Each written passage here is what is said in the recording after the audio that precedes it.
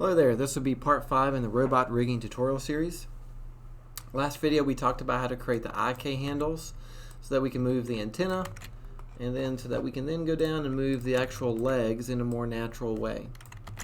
Alright, so this video we're going to talk about kind of organizing our outliner and scene here, and then be able to build the curve control so that we can more naturally and easily move and animate the character. So right now we got a bunch of things in our outliner, and we're going to organize this a little more so that way some of these other things can be easier to create and use. So I'm going to take all of my geometry pieces for my character and hit Control G to group them. I'm just doing this so that way everything is more organized in my outliner. So we'll say geometry. Okay, so as I mentioned earlier in the video series, I also have like a secret objects group as well. That's not going to be necessary, but at the end of this tutorial series I'm going to talk about the extra objects that I have in there and how that's going to work as well. So all of my geometry objects are underneath this geometry group. Everything else will still work as I expect it to, just this group is just used to reorganize and set up my scene. I also have my IKs here and my locator. I'm going to take all of those IKs and locator and hit Control G to group them as well. We'll come back and I'll reuse these later, but we're going to call those IKs. So what is necessary and important is that I have all my geometry in its own hierarchy group, I have all of my joints in its own hierarchy group, and I have all of my IKs in its own hierarchy group. I am not going to parent everything or group everything together. The joints, geometry, and IKs all have to be in separate groups or separate hierarchies. I'm not going to group my joints, but they're separate hierarchies. They cannot have overlap there. Alright, so that cleans up my outliner a little bit. Now what we're going to do is create curve controls. So I'm going to create a simple circle curve, and I'm going to start with the pelvis and work my way outward from that. So with this new circle curve, that creates a circle curve, and I'm using a curve because it doesn't render. And what I'm going to do is kind of put this up here near the pelvis and scale this out some. And the purpose of this curve is kind of like a marionette puppet strings. It's going to be on the outside of the body, so I don't have to go inside and select the joints. But this curve is going to drive the motion of the joints or the IKs that we've created so far. So I'm going to go ahead and rename this. Use an indicator C underscore for control, and we'll call this one C underscore pelvis for my control pelvis. All right. I want to snap this directly on top of this pelvis joint here. So with my move tool, I'm going to hold down the V key and snap this to the center of that pelvis joint. So that way it's on the same exact center area. I'm going to scale this down some. I'm going to squash it in a little. The key thing with curve controls is that they need to be on the outside of the body. We're going to make them easy to select, but what their purpose is they're going to drive the motion of something else. So with this control pelvis, the curve, what I need to do is zero out the transforms. Okay, so to do this, I'm going to go to Modify, Freeze Transforms. Alright, and that zeroes out the translate and rotates, puts a value of 1 for the scale. Okay. So that way, whenever I'm animating this, I can just type in a value of 0, and it pops this control back to its default standpoint. Alright, so what we're actually going to use, if I go to the modeling drop down and change this to rigging, is I'm going to use different constraints. So that way when this curve pelvis control moves or rotates, it moves and rotates the pelvis joint. Alright, so in order to do this, I'm going to select the control, then shift select the joint, and I'm going to go to constrain, and I want this one to be a parent constraint, which basically means when I move, rotate, or scale the control, it's going to move, rotate, or scale the joint. So I'm going to go to parent, but I'm going to go to the box beside it, and make sure maintain offset is turned on. That means the joint is not going to rotate, flip, or move around when it creates this constraint. So let's do add. Okay. With that joint selected, the translate and rotate values now have a blue box beside it, which means these attributes are driven by something else. So if I go and select that curve control now, and move this around, it's going to be the same as me moving my pelvis joint. If I rotate this control, it's going to be the same thing as me rotating my pelvis joint. So this control gives me the freedom to move my pelvis without actually having to go in and find the joint for the pelvis and move that around. Alright, so there's one control created, and that was a parent constraint. Parent constraints used for move and rotate. Let's create another circle. So this is a curved circle. This is under the curves circle. You can also find this with create, let's see, NURBS primitives and circle. There it is. So this is going to be another curve, and this is going to be my control spine 1. So this is going to rotate this second joint up, the spine joint. I'm going to get my move tool and hold down the V key and snap this to the center of my spine joint. I'm going to leave this as a circular control because I want this to be a little bit different than the pelvis. It needs to be outside, but this is just going to be a side-to-side rotate. So basically it's just going to rotate in the y-axis, going back and forth with the way I have this kind of joint set up. Alright, so control spine 1. Let's go modify center or freeze transform. So that way it zeroes everything out. With that control selected, I'm going to shift select the spine 1 joint, and this time I'm going to use constrain orient, but I'm going to go to the box beside it and make sure maintain offset's turned on. If maintain offset's not turned on, it's going to snap and pop the joint around, so we don't want that. So let's do add. So this just adds those blue boxes to the rotate. Orient is just a rotate based control. If I select that control spine and rotate this, it rotates the upper body.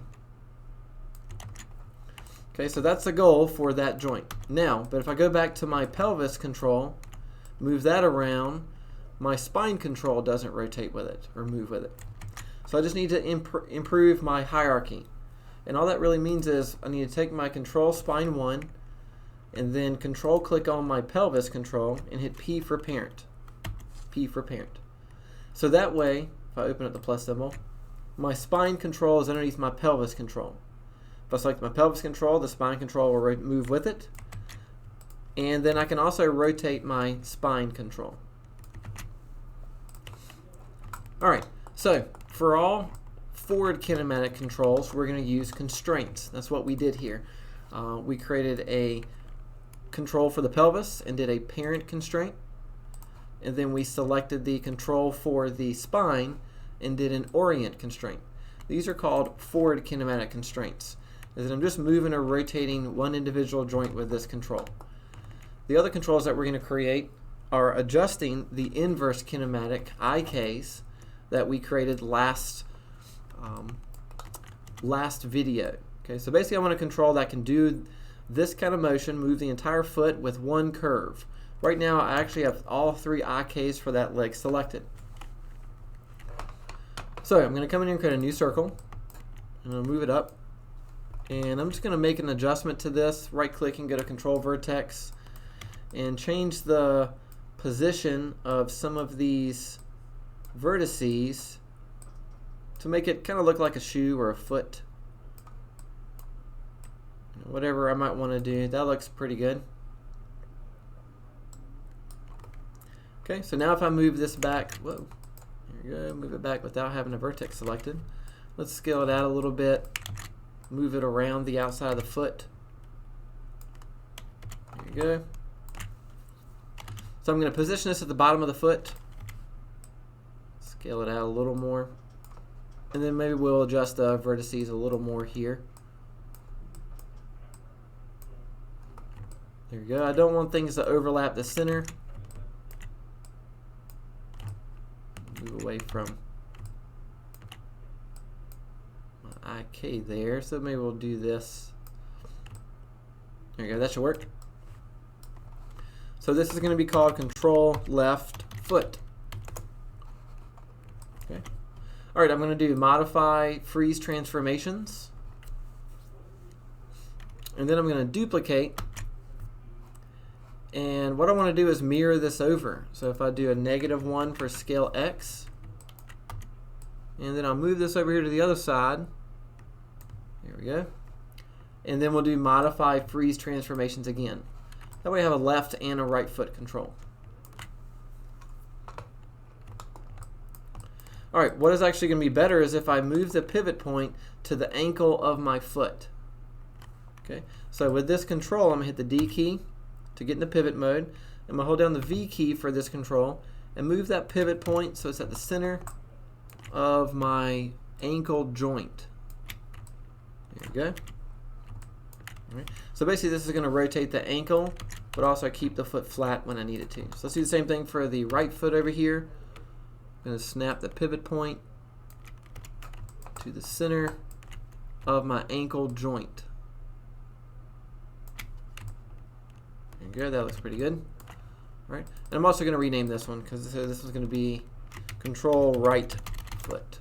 There you go. All right, so for a base way to set up IK control with this foot control is to select this left foot control and then left click. Let's just do one at a time. So left foot control and then control click on the left leg IK. And we're going to do constrain and once again parent. We're going to make sure maintain offset's turned on. I'm going to click apply this time. Okay. So that way when I move this control, it moves the left leg IK. I'm going to undo because I'm going to do the same thing for the other two IKs for that leg. So control left foot, I'm going to control click on IK left ball and then we'll apply that parent constraint to that. And we do the same thing here. Control left foot, IK left toe, parent constraint to that. So that way when I move this control, it moves the foot and the leg IKs at the same time. If I rotate this, it rotates it from the ankle point of view.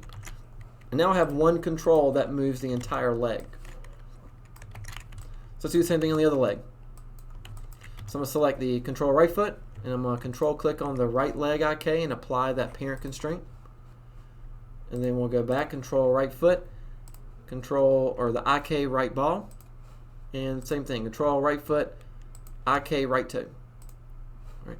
Now what you see this does whenever I add a constraint is it adds a constraint node underneath the object that I'm constraining to the control. So there's a left leg parent constraint.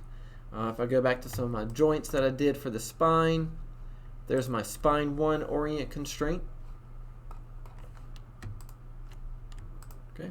So now I have the control set up for my legs, my pelvis, and spine 1.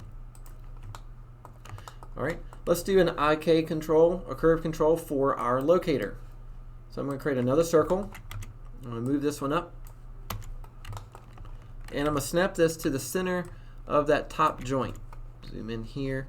Same location as that locator. Might want to turn off my geometry for a second to make sure. There we go, we're right on top. Let me turn my geometry back on, polygons. All right, so what this is going to do is give me an option to move that locator. Although the locator will work, I like controls though, so we're going to do control antenna. Antenna. There we go. Didn't spell antenna correctly. Let's see. Antenna. Okay, antenna. Control antenna. Alright, so this one is going to be a parent constraint with the locator. The locator, if I select the locator moves the antenna. So what I want to do is have the control antenna and then control click to select the locator antenna. And then we're going to do a parent constraint. Okay. So that way with the control antenna, I can move the locator antenna and then tune the antenna with the IK on there. So those are inverse kinematic controls. And then what I've also done with the pelvis and the spine is create forward kinematic controls. So we're going to finish this up by creating forward kinematic controls for the neck and the head, and then for the elbow, shoulder, and wrist. And then we can also do the same thing for the finger joints as well. All right. So we're going to go back and create another curve. And this is going to be for the neck. So I'm going to snap this to the neck joint. Here we go. And I'm going to scale this out just a little bit so I can see it. We'll rename this one Control Neck. Okay, we're going to do Modify Freeze Transformations. Okay, actually I don't know if I did that for the antenna. Oh, we did not. So let's show you how to take a parent constraint off. So there's my left locator antenna. So I'm going to delete the parent constraint node. That gets rid of the connection. And with the control antenna, let's go back and make sure we do Modify Freeze Transformations, and then reselect the locator antenna, and then do parent. The whole purpose of freezing the transforms is to make sure that we always have zeros out for the translate and rotate, so that in case I'm over here, I can say let's put the translates back to 0. It's right back to the starting point. So let's go back to the net control. Net control, make sure we freeze the transforms. And this is going to be an orient constraint. I'm going to shift select the joint for the neck, and we're going to do an orient constraint again. Maintain offset should be turned on. Okay, give it a test. Select that curve control, rotate it. It rotates the neck joint. Let's create another curve. This is going to be for our head joint, or top neck joint. I just called this the neck joint right there. We'll leave it right there, a little smaller than the neck joint. Control head. We're going to freeze the transforms on that. Shift select the neck, or the head joint. Constrain orient. Test that out. So we will rotate again. All right, and then we need to sync everything up with the pelvis and spine control. So here's my neck control, and I need to hold down the control key, select the neck control first, hold down the control key, and click on the control spine and hit P for parent, so that way the neck moves with the spine. And then the head needs to move with the neck, so select the head control, hold down the control key, and click on the neck control and hit P for parent. So that way when the spine rotates, it rotates the neck and the head control, and that way when the pelvis moves and rotates, it moves the neck and the head and the spine controls together. We can also even take the antenna control and parent that to the neck or the head control. So P for parent. So with IKs that can sometimes create some issues, but this should be pretty good. So basically if I rotate the neck, it'll rotate the antenna as well, so the antenna can follow what the head does when I want it to, but then can also wiggle around and do its own thing as it needs to. So those were secondary forward kinematic orient constraint controls for the neck and the head. Alright, so let's work on one arm. I'm going to take a curve, a circle, and type in 90 for rotate Z. Because the way I have my arm structured is it's a completely 90-degree angle. I'm going to snap this to the center of that joint. If I can find it. Let's turn off our geometry for a second. There you go. Show geometry, or show polygons is how I'm turning that off. Alright, there you go. So I might scale this out just a little bit to make it easier to see and rotate. We're going to do Control Left Shoulder. And I'm going to do Modify Freeze Transformations. I'm going to duplicate this, and we're going to snap that to the elbow. There you go. Scale it down a little bit. Control Left Elbow. Modify Freeze Transformations. We'll duplicate again. Snap that over here to the wrist joint. There we go. That looks pretty good. Title this one Control Left Wrist.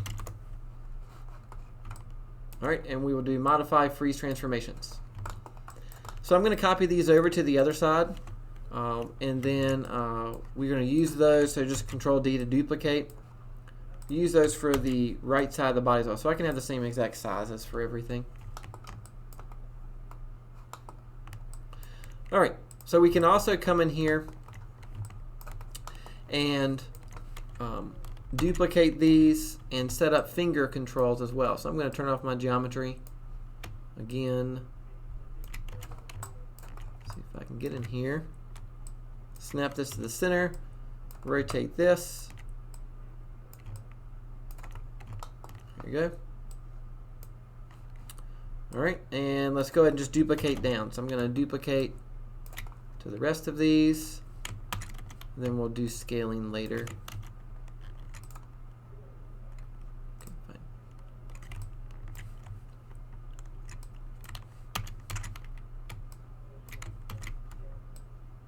Okay, so I'm just duplicating, copying to my other joints.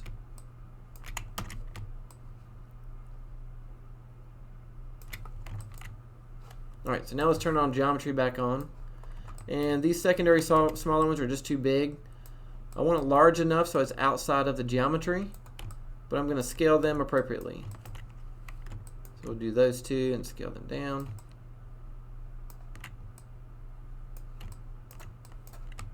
Do these two, scale them down. And then last two, scale them down. There you go, that looks pretty good. Alright, so for these, we're going to rotate these so it follows down the line. There you go, because they're not perpendicular. What you could do is set up the geometry so that the fingers are completely perpendicular. There you go. The downside to this is that I really can't freeze the transforms. Not in this particular way. So we can come back and actually talk about some other ways to do this at a later point, but overall we're not going to be able to freeze the transforms here, and that's okay. One thing we can do is just zero out everything again for these. Let's see. So we'll zero. So they're all straight again, and we can freeze the transforms now and then go back and rotate just in that one axis. All right, so we can go to top view. So we can use like a script to freeze the transforms but keep the rotate angles.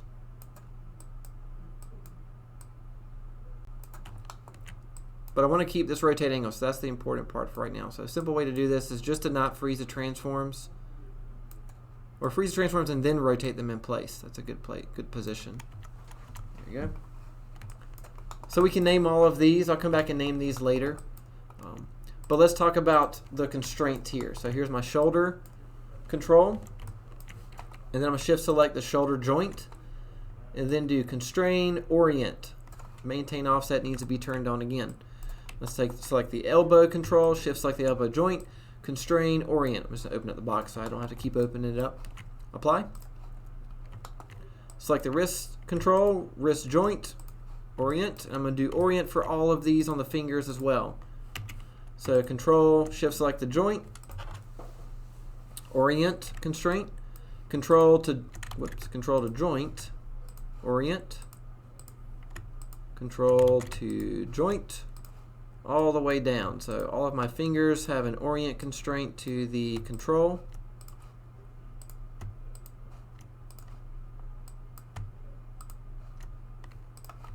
There you go. All right. So I just need to name everything. Let's see, wrist. What is this one? Wrist. Oh, that's on the other side, so that would be my right wrist. We'll get back to that later.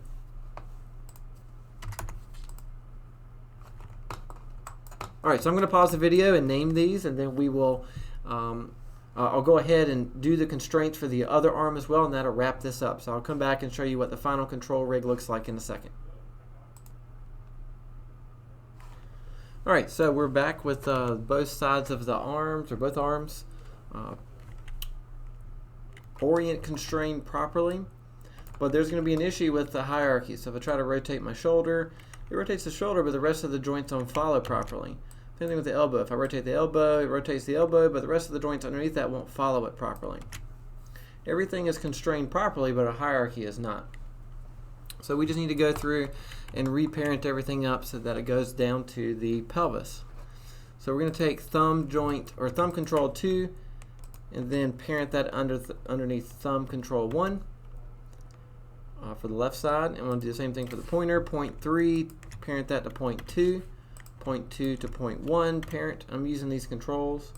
Pinky 3 to pinky 2, parent. Pinky 2 to pinky 1, parent. So what that's going to do is, my pivot point has changed there. Alright, let's pause and we'll get this figured out. Hold on. Alright, so I just had these parented wrong, or named wrong, so I renamed them. And so now pinky 3 is going to get parented to pinky 2, and then pinky 2 is going to get parented to pinky 1. There you go. So that way the subset controls will rotate with the base control all the way down. There you go. So let's make sure this is right over here. So 3, 2, 1. Let's make our thumb, 1, or 2, and 1. Okay, so on this side, make sure we have everything named properly. Thumb 2 gets parented to thumb 1, P for parent. Point 3 to point 2, point 2 to point 1, pinky 3 to pinky 2, pinky 2 to pinky 1. Alright, so now with each finger base, we're going to select all 3 of that on this side, and then control click on the wrist control, P for parent. So that moves all the fingers when the wrists move. Wrist gets parented to the elbow, P for parent. Elbow to the shoulder, P for parent. Let's do the other side. So there are our 3 finger base. That's going to get parented to the wrist. Wrist to the elbow, P for parent. Elbow to the shoulder. Alright. Okay, so we don't have an actual control for the center area because I'm not actually going to be rotating any of that. So the 2 shoulder controls are just going to get parented to this spine 1 control right there. That's this one down here. So I'm going to select the 2 shoulder controls, then control click on the spine control and P for parent. There you go. So my pelvis moves everything above the pelvis. If I move the pelvis, there you go. And then I have individual foot controls that move those areas. Alright, so now I can go back to my shoulder joint control, rotate that, and everything will rotate properly. If I rotate the elbow, everything rotates that properly. If I rotate the wrist all the way down to the fingers, all of that now rotates properly. So if I go back down to the spine and rotate that, everything above that will rotate. If I move or rotate the pelvis, everything will work properly. So those are the base controls for the character. One last one that we can create is a move all control. So I'm going to take a big circle, scale that up, and I typically like to just come in here and take corner points to suggest an initial direction. So I'm just taking control vertices and moving them to a particular shape. And this is going to be called control move all. There you go. And we're going to modify center pivot or freeze transforms, not center pivot, freeze transforms. And then I'm going to take my control pelvis and my 2 foot controls. Lastly, select my move all and hit P for parent. So that way all of my controls are underneath one hierarchy. And this move all control is good to move and place your character where it needs to go. And then controls underneath that allow it to move the individual body parts. So I have my control hierarchy. I have an IK hierarchy that's separate. I have a joint hierarchy. And then I have a geometry hierarchy. At this point, we're ready to animate. So next video, we're going to talk about refining the controls here a little bit more to make it easier to animate. We've got all the controls set up. They're working how we want to. We're just going to make it easier to animate. And then we're going to come back and talk about animation. So that'll wrap up this video talking about how to create forward kinematic and inverse kinematic controls.